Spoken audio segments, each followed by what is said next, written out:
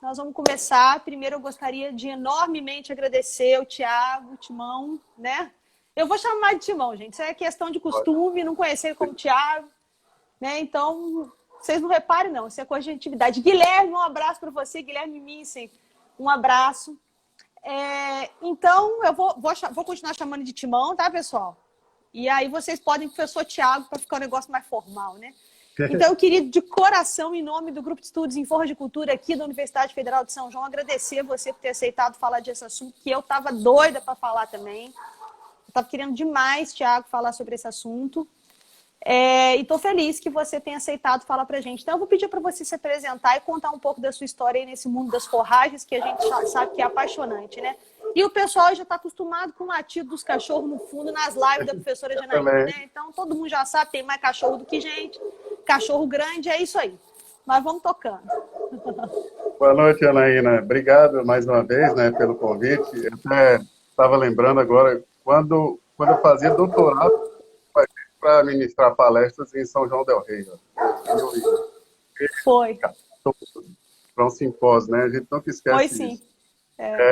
Então, eu queria te agradecer primeiramente pelo convite e parabenizar pelo trabalho brilhante que você tem feito aí, né, na nossa área e de divulgação, não só as lives, mas as postagens muito didáticas. O pessoal aí só tem gente da área, todo mundo sabe. Eu queria te parabenizar por isso. Então, para mim, é uma satisfação grande estar participando aí também, né? A minha história é um pouco... Vou tentar encurtar, né? Na verdade, eu sou formado pela Universidade Estadual de Santa Cruz, fiz o mestrado na Federal da Paraíba, em Areia, fiz doutorado em Viçosa, no UFD, onde eu conheci muitos amigos aí que estão assistindo, e toda essa trajetória. Eu passei um ano em Delaware com o professor Kang e voltei para a Bahia, né? Voltei para Viçosa, fiz um ano de pós-doutorado com o professor Adilon, voltei para Salvador, fiz mais pós-doutorado, fui para a UFG, dei aula na UFG e hoje eu sou professor da Universidade Federal Rural da Amazônia, em Belém do Pará. Então, rodei bastante aí. Rodou bastante esse nosso paizão, né? Exato. E aí sou um dos coordenadores com o Jefan, né? Junto com o Aníbal e com o Christian Faturi, que eles estão assistindo aí também. Então, hoje, estou aqui há 2 anos e a gente está seguindo essa linha aí de trabalhos também de realocação. Tá. Então, pessoal, na verdade, eu conversei com o Thiago para a gente falar um pouquinho sobre silagem. Os meus alunos sabem que a minha área é manejo, né? Tive meu doutoramento na área de seleção de forrageiras, então eu tenho trabalhado mais com essa parte de seleção, a escolha da planta forrageira, e com a área de manejo, né? Então, a área de conservação, ela não é a minha área forte. Então, eu preciso chamar as pessoas para eu também aprender. Então, hoje vocês vão observar que eu vou ficar mais calada, né? Porque eu também estou aprendendo aqui. Então, quando a gente não tem o que falar, é melhor se calar, né? Não tem como opinar. Então, eu estou aqui também para aprender. De vez em quando eu vou virar para cá, gente, que eu estou aqui na tentativa de colocar o computador para enxergar melhor as perguntas de vocês, para poder passá-las para o Thiago, né? Mas eu acho esse tema muito importante, porque a gente, no nosso projeto de extensão aqui, vive tendo produtor querendo fazer isso, ou comprar uma silagem, né, Thiago? Então, eu acho importante você esclarecer. Então, primeiro, eu queria que você esclarecesse a gente, Thiago, se for possível, em relação ao conceito, né? O que é a realocação de silagem? Já ouvi gente falando desensilagem, reensilagem, né? O que é essa realocação de silagem que a gente vai discutir hoje? Muito bom. Inicial, né? A gente existe. E tanto que tratava de estar em Viçosa, né? Tiago, eu vou comprar uma silagem. Quanto? Eu não sei. Nada parecido. Isso me deu um start para realocação. Lá para cá, isso foi mais ou menos 2015, comecei a fazer alguma coisa. Quando eu cheguei aqui no Pará, o pessoal já fazia também, né? Então, vou contar um pouco dessa história.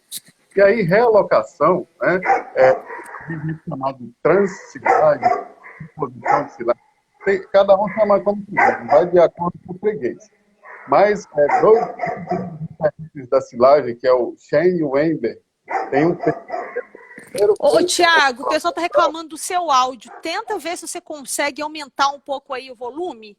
Pessoal, vê se você tira, não sei se você tirar o fone, não sei. Vamos ver se melhora, pessoal. O pessoal tá dando feedback aí pra gente. Ô, gente, desculpa aí pelos cachorros, viu? O áudio tá baixo, os cachorros latindo. Nossa Senhora, eu vou ver o que tá acontecendo com esse cachorro, ver se meu filho resolve isso aqui. vou tentar ficar mais perto do microfone. Veja se está ok. melhor. Aí, agora melhorou. Peraí. Melhorou. O Miguel, Então, filho. Miguel. É, Chamando aqui o filho para calar o cachorro. Vamos lá. Então, gente, é o seguinte, a realocação, de acordo com a literatura e de acordo com o que eu acredito também, ela consiste Chama da sua janela. das etapas seguintes, né? Isso é o que diferencia a realocação, por exemplo, de reensilagem, né? Só um instantinho, Thiago. Pessoal, como é que eu fecho meu microfone? Só um instantinho, Thiago. Que o pessoal tá falando para eu fechar meu microfone, mas eu não sei fazer isso, tá, gente? Eu também não. Não tenho a menor ideia de como eu faço para fechar meu microfone. Deus tamanho da internet, eu não sei. Exatamente. Não tenho ideia de como é que eu faço. Mas acho que o menino já resolveu lá. O meu filho já resolveu com o cachorro lá. Melhorou. Então vamos lá. Vamos tocar. Desculpa aí, galera. Pois é, Janaína, o que é realocação? Né? A primeira coisa, realocação consiste em você retirar a silagem de algum silo, então é você desensilar, né?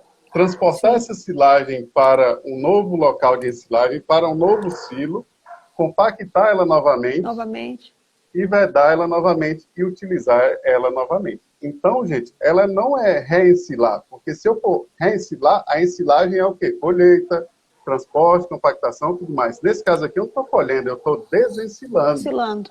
Então, o termo que a gente acha mais apropriado digamos, realocar mesmo, porque eu tiro a silagem de um silo que estava fechado. Ou que estava aberto, e transporto ela para um novo silo, e aí eu faço o processo de reensilagem novamente. Então, realocação seria o termo que engloba todas essas etapas, aí, incluindo a desensilagem, né, do silo anterior.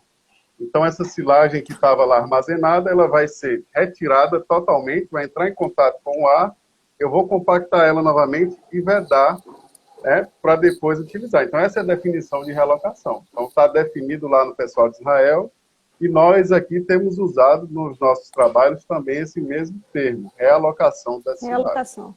Tá, então não é reensilagem, não é desensilagem, é realocação.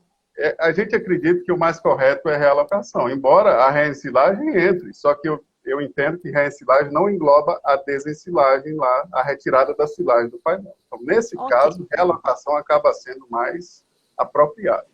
Tá, ok. Thiago, eu posso fazer isso depois de quanto tempo? Tem essas recomendações? Eu posso fazer isso com qualquer planta? Eu posso fazer isso com silagem de sorgo, silagem de capiaçu, silagem de milho? Eu preciso colocar inoculante de novo? Muita pergunta, né? Uma de cada vez. Pois é, cada pergunta dessa é uma história, Janaína. É uma história enorme, né? A gente, de fato, a gente não... como é uma coisa nova, a gente não sabe muito o que acontece. Então, algumas das respostas eu até não tenho, né? Mas a gente está investigando. Então, antes até dessas perguntas, que eu queria falar o seguinte, por que isso surgiu, né? Como isso surgiu, sim, na verdade. Claro, com a necessidade. Isso surgiu com a necessidade dos produtores, né? Isso é uma das coisas que veio do campo, né, para dentro da universidade, porque quando me falaram sobre isso, eu fui pesquisar e eu vi que nos Estados Unidos tinha muito comunicado técnico disso, de transporte, de realocação de silagem, e que aqui o pessoal fazia muito. Então, eu fui num evento na Paraíba que um produtor falou, Thiago, eu faço isso há 20 anos, e hoje você trouxe aí muita coisa nova e diferente, né, que a gente está observando nos estudos. Mas isso já é feito pelos produtores há muito tempo, a nível de campo. E hoje, a comercialização de silagens ela é muito forte, ela é muito grande, Janaína. No Nordeste, aqui no Norte, todo mundo tem gente especializando em fazer silagem para vender. E aí a realocação entra nisso.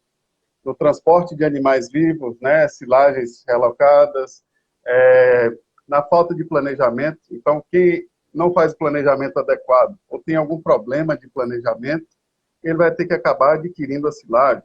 Ou até hoje eu conversava com o Vitor, né? Você faz o silo num lugar e aí você não vai fazer mais o confinamento daquele lugar, você tem que transportar essa silagem para outro lugar onde ela vai ser utilizada.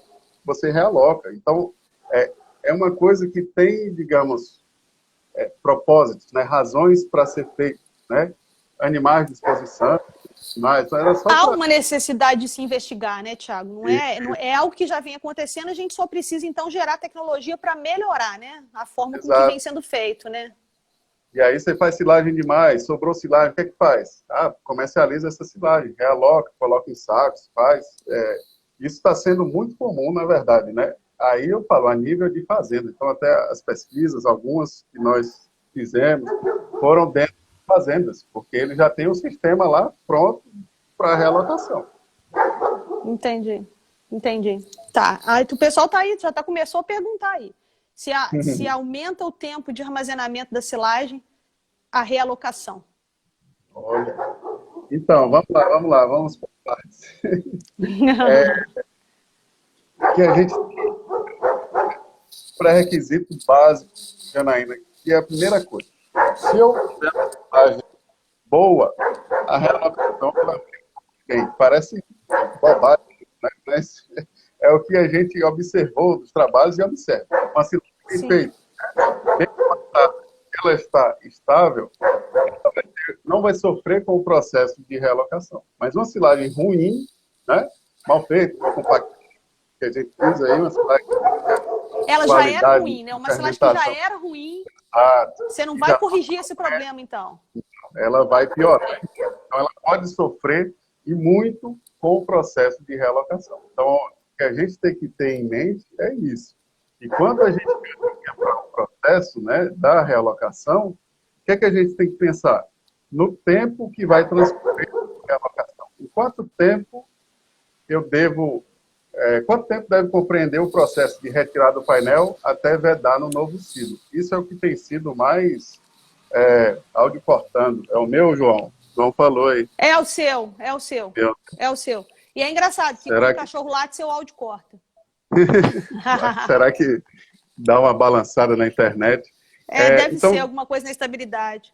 o que eu ia falando é o seguinte, a silagem para ser realocada, ela tem que ter sido bem feita, né? Isso vai ser melhor para o processo, e o tempo que esse processo vai transcorrer, ele é de fundamental importância aí para obter sucesso na realocação. Então, você vai falar, Thiago, isso todo mundo já sabe, quanto mais rápido, melhor a realocação. Beleza. E o que é que foi feito em relação a isso? Já foi estudado tempos de 12 horas, 24 horas, até 72 horas. Né? E o que a gente viu que, às vezes, as silagens, compreendendo esse tempo de até 72 horas, isso não comprometeu alguns parâmetros da silagem, o que é interessante. Mas aí, o que eu falo, né? Essa silagem já era boa e estava bem preservada. Se ela estava bem preservada, ela não sofreu tanto ao ser exposta ao oxigênio. Então é isso. Eu vi que alguém perguntou aí se realocação era o mesmo que reensilagem, né? Eu vi que alguém entrou aí. Só para explicar, a realocação engloba a retirada do painel, da silagem do painel de um silo, né? Então, por isso que ela é mais geral do que a reensilagem. Então, a gente o João está trabalhando com isso no doutorado, ele faz doutorado lá na UFMG. Acho que é com o professor Diogo, não sei, ele tá trabalhando com isso lá na UFMG. Isso. Aqui no Brasil, os trabalhos que a gente tem até hoje, principalmente, são do pessoal da UFMG. Ele tem trabalhado com isso lá. Esse que perguntou entrou agora. Um abraço aí, João. Sexta-feira a gente está junto na live aí. E os nossos, e os que a gente tem conduzido, né? Mas vamos seguir com as perguntas aí.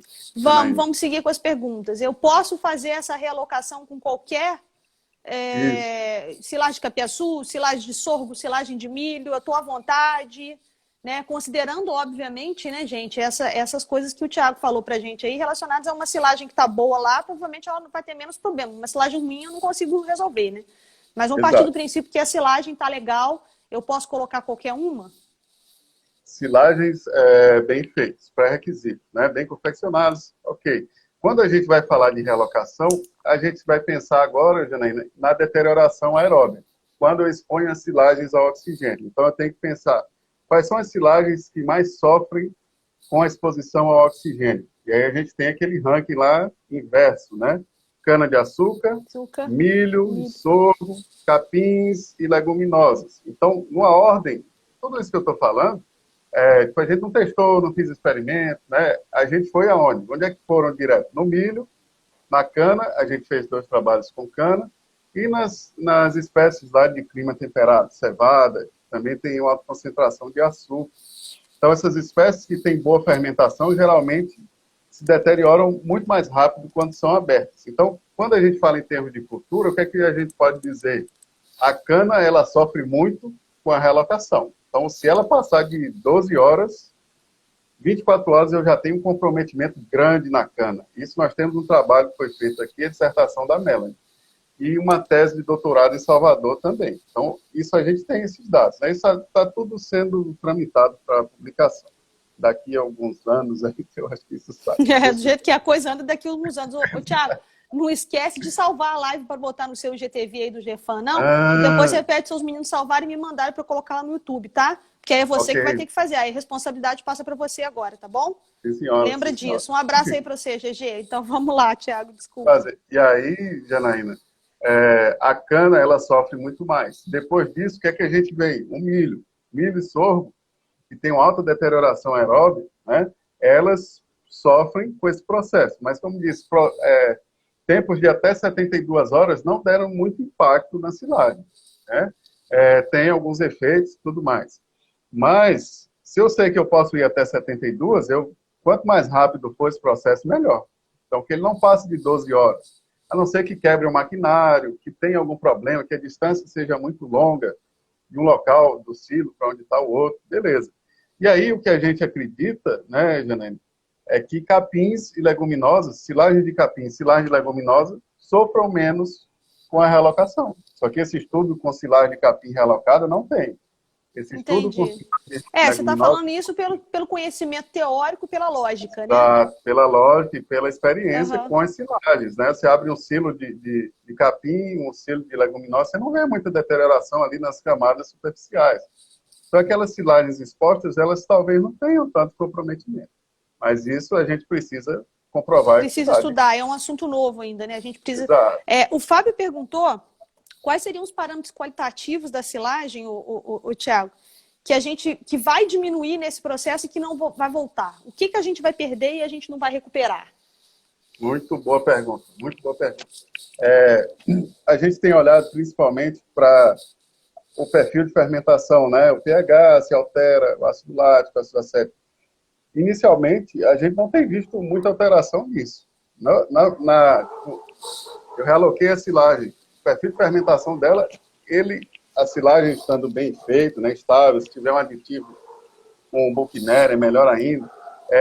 Em termos de fermentação, ela permanece muito semelhante. Isso vai depender de outros fatores que a gente vai falar mais adiante. Mas o impacto que a gente viu foi algumas pequenas diminuições na digestibilidade in vitro e perdas de nutrientes mesmo, né? Como eu expus a silagem, eu iniciei uma deterioração, mesmo que pequena, aeróbica, e voltei àquilo, parece que existe uma decomposição de carboidratos residuais ou até alguma coisa de CNF, né? A gente viu diminuição de CNF. Então, o que é importante? A silagem realocada, quando for ser utilizada, a gente tem que fazer uma análise dela, porque ela não vai ser exatamente igual à silagem antes da realocação. Isso aí é fato, né? Só que é igual a gente fala, a silagem em relação à planta in natura, né? Eu vou ter uma perdazinha, mas quanto mais eu preservar, melhor. Então, a gente já sabe que, a depender da silagem inicial e de como vai ocorrer o processo, eu consigo ter uma preservação satisfatória. Isso é bom, né? Tá, a doutora Roberta Carnevale está perguntando, eu não sei se nessa resposta ele já respondeu aí o pessoal do Zootech Live aí, eu acho que acabou respondendo parte da sua pergunta. Depois, se puder esmiuçar um pouco mais a pergunta, eu agradeço, pessoal, para ficar mais fácil entender, que eu não estou conseguindo o computador, e aí eu estou com um pouco de dificuldade para eu ter ficado daquele jeito que eu não queria ficar. A doutora Roberta perguntou aí, para você falar um pouquinho sobre micro-organismos indesejáveis, já que você falou das perdas que a gente tem em relação ao valor nutritivo, tem essa questão relacionada aos clostrídeos, a gente tem, então, a presença de micro-organismos indesejáveis que vão aparecer em percentagens maiores do que apareceriam na primeira silagem, né, nesse caso. Sim, o risco grande aqui são as leveduras, né? Porque a gente vai expor as silagens, então quando a gente expõe as silagens e à medida que o tempo dessa realocação vai aumentando, as leveduras começam a se desenvolver muito, né? Então, o perigo maior aqui na realocação são leveduras. E aí, na cana-de-açúcar, isso é um problema grande, né? E no milho também. Então, por exemplo, a silagem que tiver um aditivo, ela vai ser muito melhor para ser realocada, né? Se tiver um aditivo que melhora a estabilidade. Micotoxinas, eu vi aqui uma pergunta. O João está perguntando isso. Micotoxinas nós não avaliamos, mas também não acreditamos que tenha a presença. Por quê? Porque a silagem continuava aquele sistema, né? Eu vou voltar nessa tecla. Se eu tenho um painel de um silo lá que ele já não estava em processo de deterioração avançado, e eu reloquei aquilo, botei em outra silagem, não vai ocorrer produção de micotoxinas. Isso com os dados que a gente tem. Não há um aumento expressivo. Mas, se aquela silagem já estava se deteriorando, né, eu posso ter aí uma piora na qualidade. Então, isso depende principalmente da qualidade inicial da silagem realocada. Por que eu falo isso, gente? Isso são ideias de trabalhos que eu queria fazer. Você abrir um silo novo e realocar é uma coisa. Se você pegar um silo que está sendo usado, naquele manejo lá, o cara retira uma parte, retira outra. Era isso que eu ia te perguntar. Essa realocação ela é mais eficiente quando você vai fazer do zero, no momento que você abre, ou quando esse silo já está sendo usado, você fala, vou levar lá para o meu vizinho. Né? Essa é a pergunta que eu queria fazer. Então, que beleza, vamos lá. Impactos, Janaína, porque a gente fez um estudo com isso. Foi ideia da Amanda, que é uma aluna nossa. Ela está fazendo doutorado hoje na Unesp. Foi para trabalhar com o Gustavo Siqueira, né? Ela teve a ideia ela viu na fazenda que eles pegavam do painel do silo, a silagem, e colocavam nos sacos, e deixavam os sacos no tempo. E iam comercializando à medida que havia demanda, né? E aí ela propôs para a gente estudar o tempo de armazenamento desses sacos e a condição que eles iam ficar armazenados, cobertos ou descobertos. Isso, né, quando a gente chegou na fazenda, você vê o painel do silo. O painel do silo, a gente sabe, às vezes, que ele não é retirado 100% uniformemente. É o que a gente recomenda. Mas eu tenho, às vezes, um pedaço aqui que já está há 2 dias ali, que ele não arrematou e está em deterioração. Então, é diferente, né? E aí eu falava, eu queria fazer um estudo, e nós temos alguns estudos de estabilidade, que foi, aí eu já misturando as ideias, mas do ensaio de desempenho, a gente avaliou a silagem no começo, no meio e no final do experimento. Então, a estabilidade dessa silagem, as características dela no começo são completamente diferentes. No meio são outras, no final são outras. Então, uma coisa é realocar um silo fechado. Melhor. Se o silo já está aberto, esse processo de realocação, ele aumenta o risco, né? E se for um manejo inadequado da retirada desse painel? Não, se eu retiro o painel bacaninha, controlo isso, beleza. Mas eu posso ter um maior risco. Vou pegar lá do meio do silo, ele já está sendo usado. Então, significa que aquela silagem daquele painel que você vai realocar, ela já está sofrendo com deterioração aeróbica. E o que você tem visto na prática, Tiago? O pessoal faz mais depois de aberto, né? Sim, o pessoal faz mais depois de aberto, o que piora consideravelmente o que a gente chama de realocação, né? Porque aí você já está num processo o nosso processo de desensilagem, você me corrija se eu estiver errado. Quando eu digo nosso, eu falo do Brasil de uma forma geral, estamos aqui na região. O nosso processo de desensilagem ele é muito errado em muitos casos também, né, Timão? Eu vejo cada coisa aí do arco da velha, né? Que a gente presencia, silo aberto, o pessoal não fecha, e molha, e galinha comendo os grãos, ali naquela confusão toda, né? Então, essa perda também da qualidade na realocação, ela tem relação com o momento em que você está realocando, né? Então, Exato. Isso aí já ficou bem claro, eu acho que para todo mundo, né? Isso aí foi uma informação interessante, né? E o manejo, Janaína, eu vi uma pergunta, alguma prática que minimiza essa perda, aí eu até pensei nisso agora. Por exemplo, hoje o Vitor, não sei se você lembra do Vitor, o Vitor está no Mato Grosso. Lembro do Vitor. Sim. Ia realocar um silo inteiro. Aí, beleza, estava fechado lá. Eu falei, quanto tempo está fechado essa silagem? Já está 1 ano. Tá ótimo, ela já está bem estável. Tem bastante ácido acético. Ótimo para realocar. Ia arrancar o silo todo porque não fez confinamento. Beleza. Num silo desse que já está aberto, que eu acho que alguém perguntou aí, como é que eu minimizaria isso? Foi a Camila, isso. A gente sabe, Janaína, que o pessoal lá da Itália, né, já estudaram até 1 metro para dentro do painel, ou até mais, eu tenho a influência do ar lá na cidade. Sim, o Depende de oxigênio está comendo solto lá. Então, a gente já viu casos que, com a retirada, o cara já retirar a silagem mofada lá de dentro do silo, né? E, por conta do manejo. Sim. Aí, a minha ideia seria o seguinte, se você vai realocar a silagem, pelo menos, se ela está sendo utilizada, né, porque o silo está aberto, a silagem está sendo utilizada. Retire Sim. a quantidade que vai ser utilizada na alimentação dos animais, retire uma quantidade do painel, avance nele, use aquela silagem, e aí aquela silagem nova, fresca, de 1 metro pelo menos, que você avançou, faça a realocação daquilo ali. Vai ser diferente, com certeza. Você chegou numa camada que estava com menos influência do oxigênio. Isso aqui eu pensei agora, na verdade. Uma recomendação. Aqui. O Joaquim perguntou se tem resultado de produção animal, não só os parâmetros, né, qualitativos aí da silagem, se tem resultado de produção animal com a silagem e com a silagem realocada. Você já tem alguma coisa com isso aí, Timão? Vamos chegar lá, vamos chegar lá. A gente, isso aí talvez seja uma das coisas mais importantes, né? Seguindo uma sequência, a gente viu que não tem tantas alterações em termos de valor nutritivo. Mas, à medida que essa silagem relocada permanece dentro do silo, a gente viu uma diminuição na digestibilidade. Isso é um ponto, né? Beleza, então se realocar ela, vai ser para usar em pouco tempo, né? Se passar ela com mais 1 ano, mais 6 meses, ela vai perder aí alguma coisa.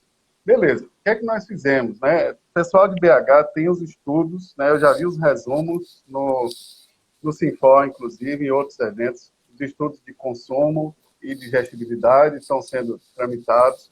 O nosso, né, foi uma tese, que é um projeto do CNPq, do Aníbal, né? O Aníbal está assistindo aí, o professor Aníbal, que trabalha comigo junto, que é a tese da Rita. Os resultados dela, Janaína, preliminares também, né? Isso a gente ainda vai submeter esse trabalho, estão em fase de submissão. Os resultados preliminares e da dissertação da Amanda não mostraram diferenças, né, no consumo e na digestibilidade dessas silagens. Então, às vezes, um ligeiro aumento no consumo, mas isso, em um dos trabalhos nossos, não deu diferença, mas um ligeiro aumento por uma menor digestibilidade. Só que isso não foi significativo, dá tudo igual. Então, o que é que aparenta? Talvez as perdas que eu tenha nutricionalmente falando, com a relocação, o animal compensa isso com o consumo. Isso não limita consumo, nem nada. Então, aparentemente, a gente não teve impacto grande da relocação no consumo e digestibilidade. Ressalto mais uma vez, a gente está estudando isso e precisa ser mais... É tudo muito novo ainda, né, Joaquim? Só para responder o Joaquim, é tudo muito novo, né?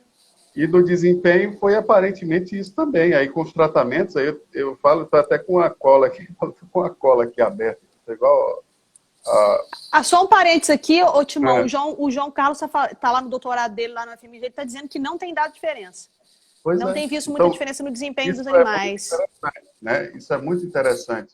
E no nosso não deu diferença. Aí, às vezes, um tratamento ou outro que deu diferença, mas realocado e não realocado, não deu diferença. Consumo de atividade.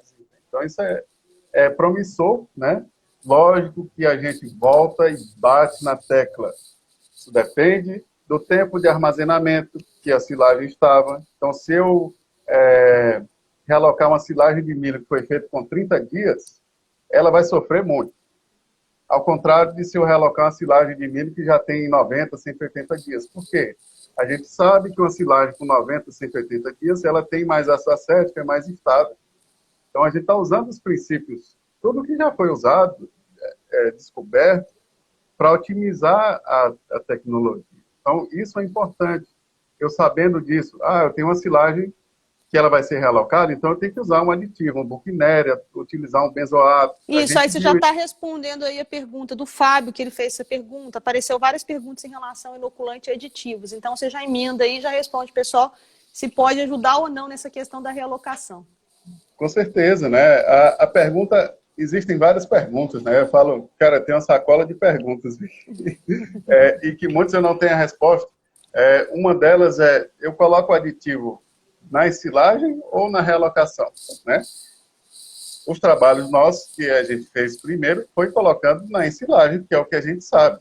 Os próximos trabalhos a gente pode colocar na realocação para ver o que vai acontecer. Mas aí eu falo para vocês, um trabalho foi feito por acaso e o inoculante foi colocado na realocação. O inoculante, eu acho que ele não tem muita chance de funcionar na realocação, porque ele tem todo o processo precisa de carboidrato e tudo mais. Aí nesse trabalho não funcionou. Mas o inoculante microbiano, para aumentar a estabilidade, e aí Lactobacillus buckineri e outras heterofermentativas, são recomendados para silagens que serão realocadas. E aí a gente fala milho e cana-de-açúcar e sorgo, principalmente. Aditivos químicos que melhoram a estabilidade, né? Benzoato de sódio, principalmente, é um deles, né? Esses aditivos, eles vão melhorar a estabilidade da silagem, então vão melhorar o processo de realocação. Nós fizemos um trabalho com cana-de-açúcar, né? Com realocação, tempos de realocação, benzoato de sódio e com tempos de armazenamento.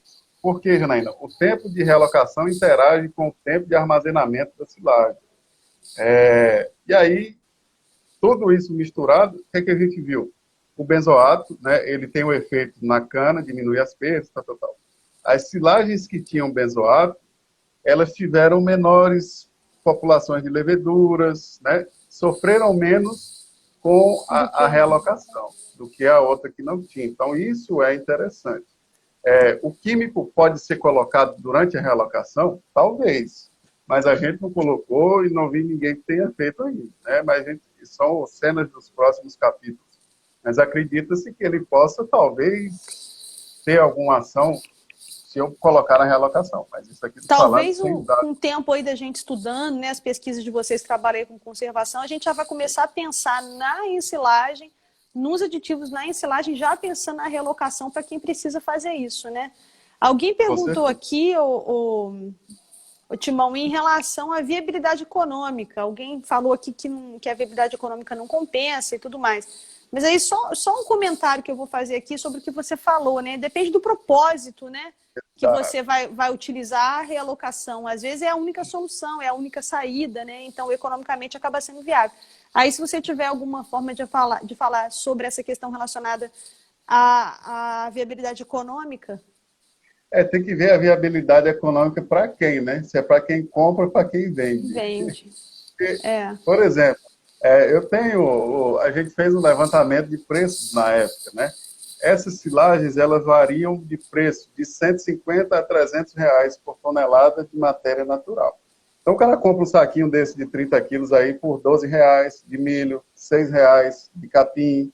E aí, o que que isso gera, né?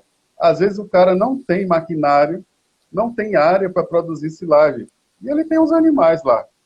Às vezes, compensa ele pagar esses 150 reais na tonelada da silagem, seja realocado ou não, ou para ele buscar uma silagem que aí ele vai realocar, né?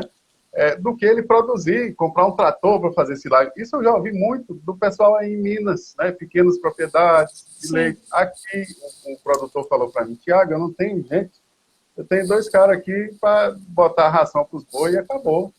E faz a silagem, né? Às vezes pode realocar, mas isso entra em fatores também da questão de necessidade, de disponibilidade de equipamentos, disponibilidade de áreas. Então, a gente até fala, isso é uma das razões, né? E para quem está vendendo, né? Ele está vendendo um excedente, ou ele está produzindo aquele alimento para comercializar. Então, se tem gente produzindo, gente, é porque é viável. E se tem gente comprando, é porque é viável também. Então, lógico que deve se observar, já que estamos falando de comercialização, a gente pode observar assim, tem gente vendendo silagem de qualquer tipo, de qualquer jeito. Essas silagens realocadas. E aí o cara compra, é silagem de milho. Quando vê, está terrível, né? Com qualidade ruim de fermentação, mas ele pagou um preço lá de uma silagem de milho boa, e a gente não tem garantia das silagens que são comercializadas. Então, até falo isso nas nas palestras, será que está na hora da gente definir classes, né, para silagem, igual tem para feno, A, B, C, Isso. Passou da critérios de hora. comercialização, exato. Então, quem está Alguém está comprando... perguntando em qual situação a realocação seria uma única saída. Eu vou só dar um exemplo. A gente está com um produtor aqui, ele nos procurou agora recentemente. Ele simplesmente, alguém deu uma consultoria, inclusive amanhã nós vamos falar de assistência técnica séria, competente aqui, porque isso é muito importante. Alguém deu uma consultoria errônea e o camarada simplesmente está sem volumoso. Ele está sem volumoso. Completamente sem volumoso. É aquele cara que vive um dia de cada vez, pega a carrocinha dele e sai por aí caçando capim nas estradas, sabe? Então, e foi realmente uma assistência técnica ruim naquele caso, porque ele é muito caprichoso e coisa e tal. Então, o que ele está fazendo? O que vai acontecer? Ele vai ter que comprar a silagem realocada. Tem um vizinho lá que vai ajudar. Então, assim, eu pensei nisso quando eu falei. Mas não sei se existem outros exemplos aí, né, em relação a isso. Tem muita gente já perguntou sobre isso, Thiago. Quanto tempo depois de realocado você pode abrir para dar para o animal a silagem? Bom, isso aí a gente viu, Helena, que o tempo que essa silagem fica armazenada tem mais impacto, às vezes, do que o tempo que eu gastei para realocar ela. Entendi. E o tempo e a condição. Então, aí já aproveitando, né? Os sacos, a gente fez um trabalho que abriu com 10, 30, 60, 90 dias, né? E tinha 120, eu acho, também. Trabalho da Amanda. As silagens ficavam nos sacos, no tempo, assim, aberto, descoberto, e no galpão coberto. As silagens que ficaram no tempo, elas se deterioraram bastante. As de dentro, não. O que a gente observou? Né? A partir de, talvez, de 60 dias, 90 dias, essas silagens tinham uma diminuição do teor de CNF. Então, aí é onde eu falo. Talvez uma pequena perda nutricional. Fora isso, nenhuma alteração em pH, em fermentação, nada que pudesse ser significativo. Até mesmo o que a gente tem que ter em mente é o seguinte, que eu faça a realocação, mas pensando em utilizar a silagem em até, talvez, 60, em até 90 dias. Né? Isso a gente está estudando. Mas você pode realocar ela e usar 15 dias depois, tranquilamente. Tá então, certo. Isso aí é o que a gente tem visto com base nos trabalhos. Então, se eu passar muito tempo, eu vou ter posso ter uma pequena perda nutricional. Isso é um problema? Mais ou menos. Você tem que fazer que a gente fala, você tem que saber a composição daquilo para ajustar uma dieta corretamente. Você não vai usar a composição da silagem original, porque vai ser diferente. A Iana perguntou, para comercializar em sacos, para vender, seria melhor fazer um silo grande e depois tirar e ensacar para comercializar? Depende, Ana. Um abraço aí. E, por exemplo, tem propriedades que eles colhem direto a lavoura e ensilam no saco. Pode-se fazer isso. Né? Aí vai depender de quê? Do tamanho da área, da logística da ensilagem. Mão de obra, né? Mão de obra. E aí, isso pode ser feito. Então, existem propriedades, né? Aí talvez de médio, pequeno porte, que colhe-se toda a silagem. Até o Felipe faz isso, né? O Felipe faz isso lá em Alagoas. Ele cria uns carneiros lá e aí ele pega... O Felipe Amorim? Felipe Amorim foi meu orientado de mestrado, você sabe, né? Viu como é que eu já tô passada? Eu tô bem errada, né? Só pra você ter noção do negócio. Ei, Jesus, vergonha, velha pra caceta, mas vamos lá. Ele pega o capim, tritura e faz a silagem, mistura aditivo e faz a silagem no saco. Para ele, nesse caso aí, não compensa fazer um silo maior e realocar. Agora, um silo grande, né? Uma área que eu tenho aí, uma área grande de milho. O cara vai colher tudo, botar tudo dentro do silo e depois ele realoca de acordo com a necessidade.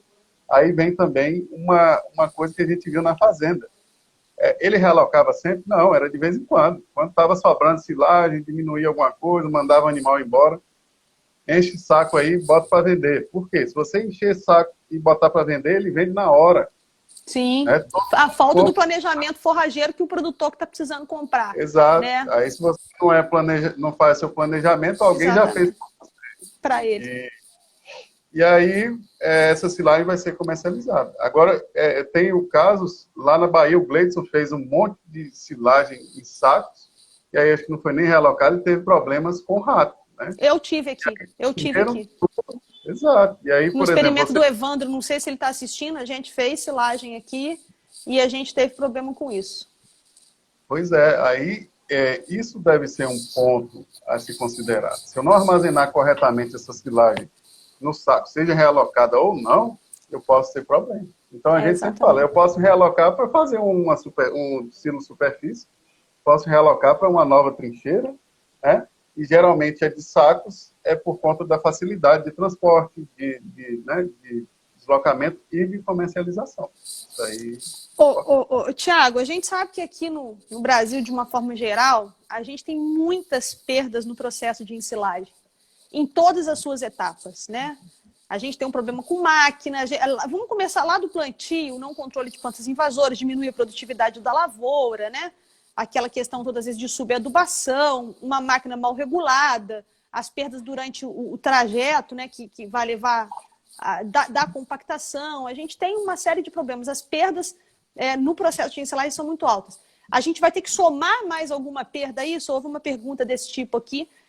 Se vocês já mensuraram as perdas no processo de realocação. Isso aí, Janaína, como você falou aí muito bem, perda sempre tem. Todo processo tem perda, né? Vai depender de quê? Dos fatores que a gente já falou. Da cultura, do tempo de armazenamento, do tempo de realocação, do tempo de armazenamento da silagem antes da realocação, né? Silagens mais velhas são, digamos, melhores, mais recomendadas para serem realocadas. E aí, de todos esses fatores. Quando a gente chega nos trabalhos de perda, a gente observa perdas, uma nova perda, né? Então, o professor Aníbal, ele até fala, a primeira perda na ensilagem é do cara que produziu a silagem. A segunda perda é de quem comprou. Ele vai ter uma perda aí de novo, exato, que pode chegar de 5% a 10% novamente. Mas, uma coisa que a gente precisa modificar, Janaína, é a mensuração de perdas. Por quê? Quando a gente realoca a silagem, aí eu vou entrar no nível experimental, né? O que a gente viu? Eu até coloquei isso no trabalho. Perdas negativas, né? Perda de matéria seca negativa. Ou recuperação de matéria seca maior do que 100%. E aí a gente foi e voltou. Tá errado, tá errado. Aí 1 experimento, 2 experimentos, 3 experimentos. Rapaz, acho que isso não está errado, né? O que acontece, Janaína? Quando eu exponho a silagem ao ar, né, para realocar, ela começa a desidratar. E aí, quando eu calculo a matéria seca final, lá no silo, realocada, ela é maior do que a quantidade de matéria seca que eu tinha antes. Isso aí é uma coisa metodológica por conta da desidratação da forragem. O que a gente viu, baseado nisso, né? Que a gente precisa dar um passo adiante quando se fala de perdas. A gente precisa de metodologias novas para avaliar as perdas, e já existem algumas, né? E uma é fazer o balanço de nutrientes de todos, né? Aí, por exemplo, quando eu cheguei nas perdas de CNF, eu vi que as perdas de CNF aumentam. Então, multiplicando essa matéria seca pelo CNF, a gente conseguiu achar um dado de redução de perdas, né, de aumento nas perdas do CNF. Então, tem que ir para nutriente agora. Tem matéria seca total. Total não teve. Por conta da desidratação. E aí a gente achava que está errado. A gente até colocou no trabalho esse valor e explica isso, né? Então, é difícil mensurar as perdas na silagem realocada, embora os trabalhos do pessoal de BH já tem valores 5%, 10%, né? Tem valor abaixo de 5%. Então, existem perdas. Às vezes, se a gente for para a matéria seca, é o que eu quero dizer, elas podem ser camufladas somente pela matéria seca. Eu estou tendo perda de nutrientes lá dentro, enquanto a perda de matéria seca é mínima. Então, a gente tem que ter um olhar mais global da silagem aí, do ponto de vista nutricional. Mas a gente precisa também estudar muito. Do ponto de vista fermentativo, até o momento, as coisas parecem tá ok. Então, não tem alteração. Se abre a silagem, tem um cheiro bom, beleza. Só que houve alguma perdazinha nutricional ali. Ok. O Flamengo está perguntando aqui que atualmente eles trabalham com culturas não convencionais, que tem alto teor de carboidrato solúvel, né? Ele colocou aqui os resíduos de culturas. de suculentas, né? O cuidado ele deve ser maior nesse caso? Para realocação? Com certeza. Grande Fleming aí foi contemporâneo meu, lá de Itabuna, da minha cidade, contemporâneo meu de mestrado na Paraíba. Hoje está no semiárido, aí na Embrapa Semiárido. Eles fazem muito silagem de palma, Janaína. Lá com o Edson Mauro também, o Guerma. Sim. E silagem de dieta total. Eu vi que correu uma pergunta. Correu, o Rafael Bolina perguntou, um abraço para o Rafael, e ele perguntou se sobrar um tempinho para a gente falar em silagem de dieta total. E também outras plantas não convencionais, glicídia, plantas adaptadas a semiárido e resíduo de fruta e tudo mais. Com certeza, Fleming, o cuidado ele deve ser muito grande, porque essas plantas aí, elas podem sofrer muito com a exposição ao ar momentânea. E aí vem um outro ponto, que como elas têm muito nutriente, né, tem um conceito que até a gente discuto muito com o Aníbal, que é a questão, Janaína, da estabilidade fermentativa. Essas culturas com muito açúcar, às vezes com muito tempo lá guardado no silo, ocorrem algumas alterações aí do ponto de vista nutricional, porque elas têm muito nutriente lá dentro. E aí pode ocorrer alguma coisa. Então, a gente tem que ter cuidado com o tempo de armazenamento dessas culturas, né, após uma realocação dessas dietas. Isso também vai valer para dietas totais, né? E talvez já pensar em aditivos que aumentem a estabilidade, né, um benzoato, um boquinera, alguma coisa desse tipo. Eu acho que vale a pena. Ou em plantas que possam contribuir para aumentar a estabilidade. Eu estou puxando para a dieta total, né? Até Sim. Fazendo a propaganda da mandioca. Eu tenho trabalhado muito com silagem de mandioca. Como é que o Thiago vai dar um jeito de falar de silagem de mandioca na live de realocação? Isso eu pensei agora também, isso é legal. Gosto muito desse Tá certo, nós estamos aqui para dividir conhecimento. A gente viu a silagem de mandioca, parte aérea, raiz, com 6 dias, e ela não aumentar a temperatura, né? Isso é muito bom. Se eu botar uma silagem dessa numa dieta total e for realocar ela vai puxar a estabilidade, né? Vai segurar a silagem para não deteriorar, e a dieta total. Então, isso são coisas bem que a gente precisa avançar bastante, mas o cuidado tem que ter, voltando à pergunta do Fleming, né? E, se possível, usar aditivos e atentar para alterações no pós-realocação. Isso aí acho que é muito importante. Tá, ok. A gente está aqui, falta 8 minutos para a gente poder terminar aqui, Rafael. Pensando no Rafael Bolina ou Thiago. Eu vou fazer o seguinte. Antes de eu passar a palavra para você finalizar, eu só vou dar um recado aqui. O pessoal, tô brincando que eu tô falando igual o professor Nilmo, que aqui é igual a Rádio Itatiaia. A gente tem que dar recado também, né?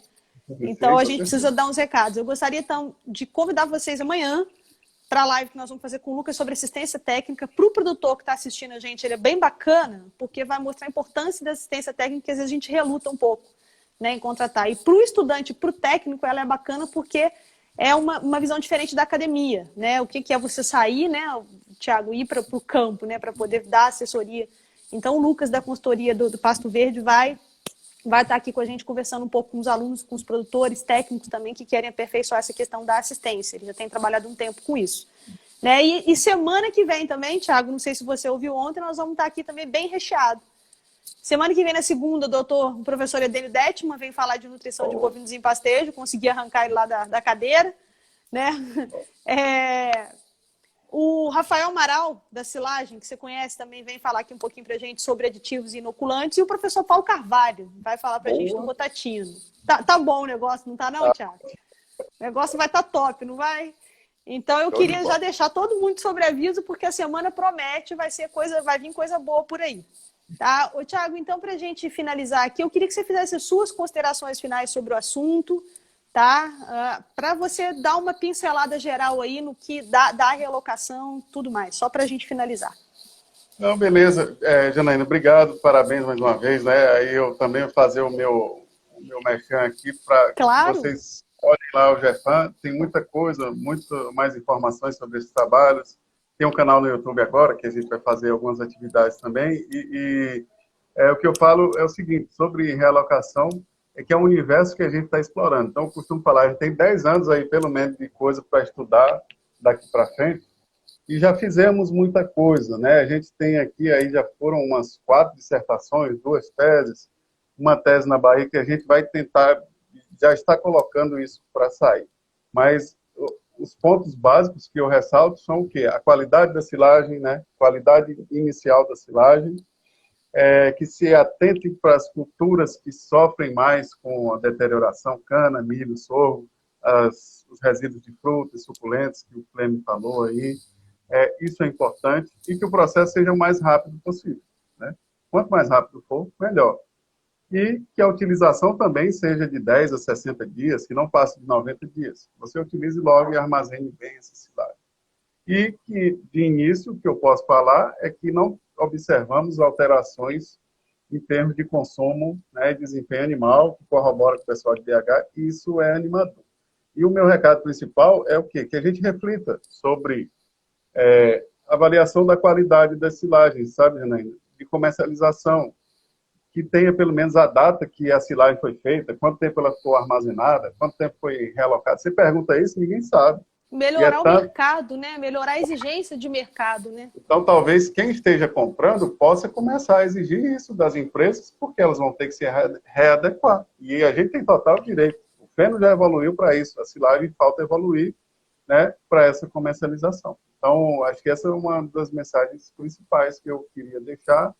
E também o meu muito obrigado a todos que assistiram, né? Sempre falo, ontem a gente viu um exemplo grande do professor Adem de humildade, né? E eu compartilho muito. Espero que eu tenha respondido a maioria das perguntas. Se eu não respondi, podem procurar a gente discute, mas essa é a ideia, né? Por isso que eu também te parabenizo, né? A ideia aqui é a gente discutir, trazer provocações, né? E pensar em coisas novas. Então, durante essa conversa aqui, eu já tive umas ideias novas e já pensei em muitas coisas diferentes. Então, e para mim também ajuda muito, como eu falei lá no começo, né, Timão? A silagem não é minha praia mesmo, o pessoal sabe que não é. Né? Então, quando tem a gente, é lógico, a gente dá aula disso, a gente estuda, a gente precisa se atualizar. E tá aqui nessa live também acabou para mim sendo também uma atualização. Espero que os meninos do GEFOR estejam presentes aí para poder receber essa aula aí com você. Tá? Então, pessoal, quem está assistindo pelo GFAM, curte lá, né? Segue lá o Forra de Cultura e Pastagem. Quem está assistindo pelo Forra de Cultura e Pastagem, segue lá pelo GFAM. Né? Porque a gente troca muita figurinha aí, todo mundo junto pela pecuária. Eu quero agradecer demais vocês que estão sempre aí com a gente. Tá? E o canal do YouTube também tá lá, Forra de Cultura e Pastagens. Timão, por favor, meu amigo, não esquece de salvar essa live aí no seu IGTV. Depois eu te dou um macete, se você não sabe. Os meninos devem saber, os alunos sabem de tudo. Tira do IGTV e passa para mim pelo Telegram. Aí a gente vai trocar aí, tá certo? Pessoal, muito obrigada a quem acompanhou a gente. Muito obrigado mesmo de coração. Uma coisa que eu queria falar com vocês também é o seguinte, Thiago, não sei se isso acontece com você. Às vezes a gente recebe muitas perguntas no direct. Chega muita coisa e a gente acaba esquecendo de responder. Então, se eu não respondi a sua pergunta em algum momento, pode me perguntar de novo. Que aí vai subir e eu vou ver. Não se incomodem de estar toda hora insistindo, porque às vezes vai abaixando, vai lá e aí fica uma doideira. Tá? Tem que ser persistente, eu sempre falo. Seja persistente, se não for, seja chato. Né? Mas, exatamente. Mas a gente está aqui para responder. A gente é funcionário público, né, Thiago? A gente está aqui para ajudar o produtor, os estudantes que estão aí querendo fazer as perguntas para a gente. Então, pessoal, para quem acompanhou a gente até agora, muito obrigada. Eu espero vocês amanhã, mas amanhã não às 19, amanhã às 20 horas, aqui no Forra de Cultura e Pastagem. Timão, muito obrigado. Deus te abençoe, meu amigo. Muitíssimo obrigada, tá? Um abraço. Obrigadão, gente. Tchau. Salve aí. Tchau. Encerrar.